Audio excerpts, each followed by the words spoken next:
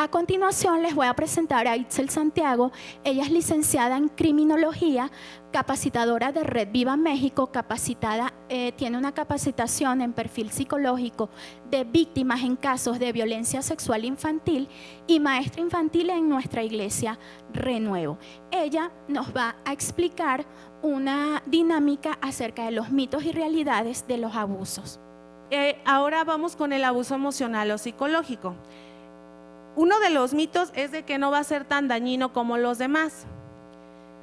La realidad es de que si no se trata a tiempo, nos va a causar daño, no solo en la niñez, sino también en la adolescencia y hasta en la adultez.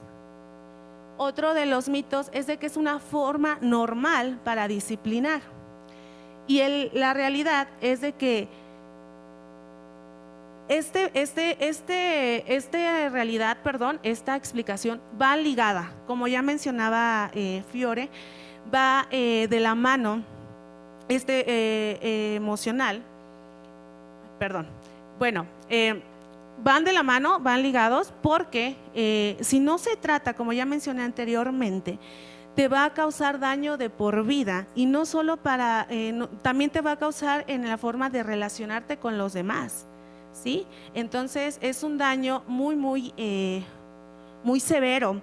Brevemente les voy a platicar en este mito de lo que es una forma para disciplinar, porque yo lo viví con mi papá. Mi papá, yo no era tan buena en las matemáticas y él se ponía a hacer la tarea conmigo en las matemáticas porque pues él sí es muy buena en ese aspecto, y su manera de disciplinarme o de decirme estás mal era pegarme con un anillo que él tenía. Me pegaba aquí si yo contestaba mal, pero no solo eso, también iba cargado de insultos, ¿sí? Entonces yo tampoco tuve ese apoyo de mamá, ni mi mamá ni mi papá, que me dijeran, ay, estoy haciendo mal, vamos a llevarla con un psicólogo, con un terapeuta o algo, ¿no? Para que pueda tratar ese tema. Y todavía es fecha que ahorita me sigue costando seguridad en mí misma, me sigue costando mucha, hasta valor, ¿no? Porque digo, no me traté ese asunto y te causa en tu mente muchísimas inseguridades y hasta autoestima, ¿sí? Entonces, claro que es tan dañino como los demás. El abuso sexual. Bueno, uno de los mitos es de que solo va a ocurrir entre niñas, niños y hombres adultos. La realidad es de que no. Estudios han demostrado que no nada más lo realizan los hombres con los niños, sino también entre menores de edad, como ya mencionaba Fiore, y también entre mujeres y niños. El otro mito es de que el abusador va a ser un desconocido. Como ya también nos explicaron, estos están en nuestro ámbito familiar, en nuestro ámbito laboral, ámbito escolar. Entonces, claro que no va a ser un desconocido. Ellos suelen pasar desapercibidos, incluso hasta se ganan la confianza de la familia y de la víctima. Otro de los mitos es de que suele ser violento y deja huellas visibles en el niño o niña. La mayoría de las veces no van a usar violencia física, porque lo que ellos quieren es seguir usando al niño, es seguir sacándole provecho. Entonces no siempre van a dejar huellas visibles, y sobre todo la inocencia del niño coadyuva a que esto se siga repitiendo. Otro de los mitos es de que suelen ser inventos de los niños. Un niño no va a tener esa capacidad como para decirte me están abusando si no lo ha vivido. Entonces, si un niño te dice eso, tienes que investigar. Tenemos que investigar como comunidad, como familia, tenemos que investigar, porque un niño no nada más te va a decir que lo están abusando o que le tocaron sus partes por decirlo, sino porque en realidad lo están haciendo. Otro de los mitos es de que solo lo van a cometer personas dementes, homosexuales, con algún trastorno. La realidad es de que no. Cualquier persona lo puede cometer.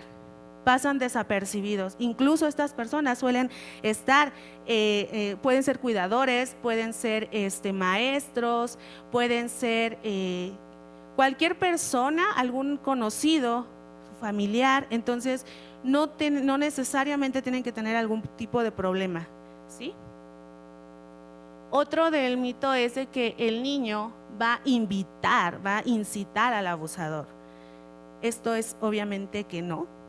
Como adultos tenemos la capacidad nosotros de poder decirle al niño: no me toques aquí, no me toques acá, no me abraces así. Nosotros somos más maduros como para poder discernir entre lo que está bien y lo que está mal. Por ejemplo, aquí otra banderita de alerta.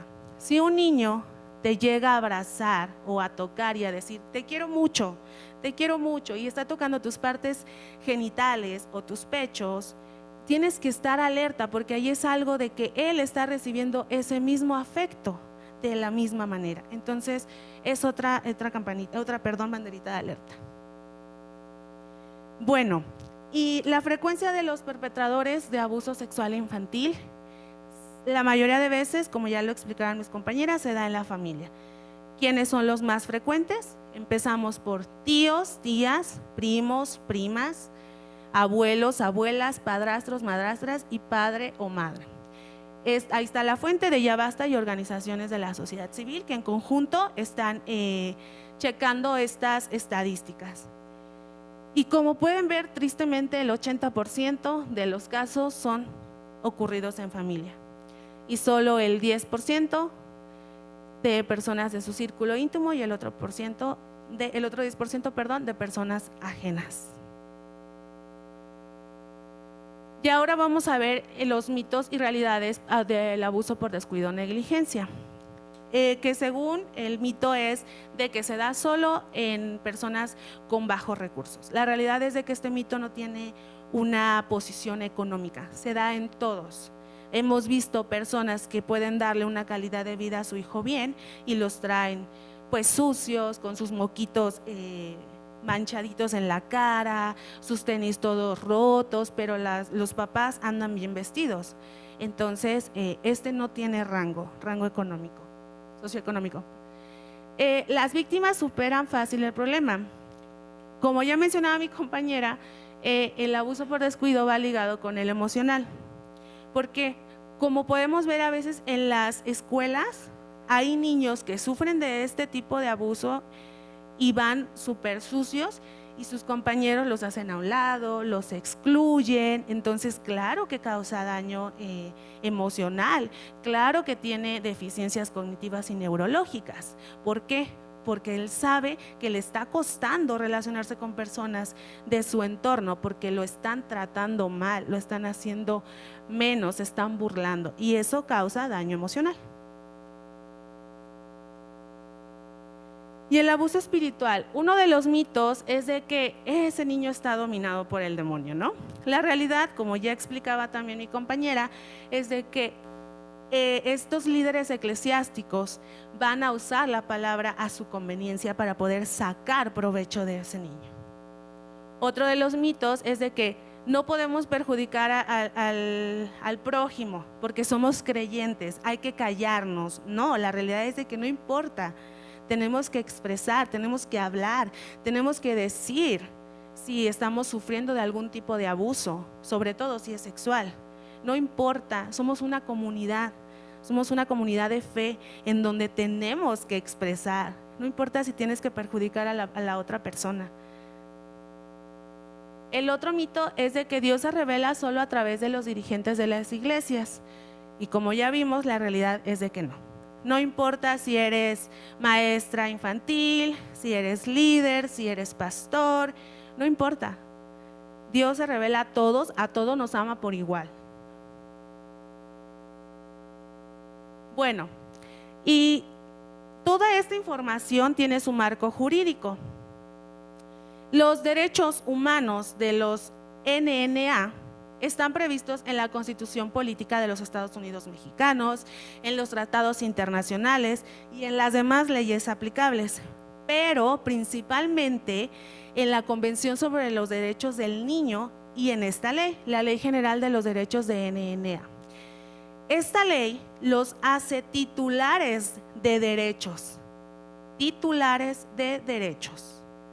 Y no solo eso, en el artículo 12 menciona que es obligación de toda persona que tenga conocimiento de que algún NNA esté sufriendo o haya sufrido algún tipo de violación de sus derechos, debemos de denunciarlos a las autoridades competentes para que ellos hagan la investigación correspondiente. Y también asimismo en el artículo 13, que es lo que nosotros como iglesia, como organización estamos haciendo, que ellos tienen derecho a una vida libre de violencia y a resguardar su integridad personal. También nos estamos basando en los artículos del Código Penal Federal.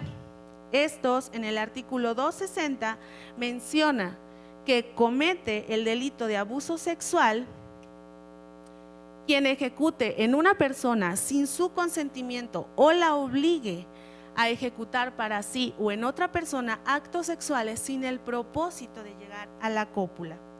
Actos sexuales se entienden que son tocamientos, manoseos corporales obscenos o algún otro acto explícito.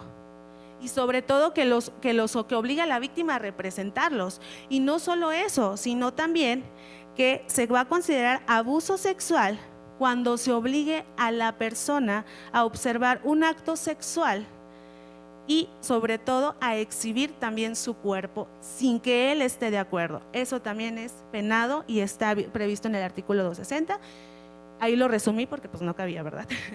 Y en el artículo 261 dice que a quien cometa el delito de abuso sexual en una persona menor de 15 años de edad o en una persona que no tenga la capacidad para comprender el significado del hecho aún con su consentimiento. Y también menciona o que por cualquier causa no pueda resistirlo o lo obligue a ejecutarlo en sí mismo o en otra persona. Y sobre todo, si estos van llenos de violencia, pues bueno, la pena es mayor.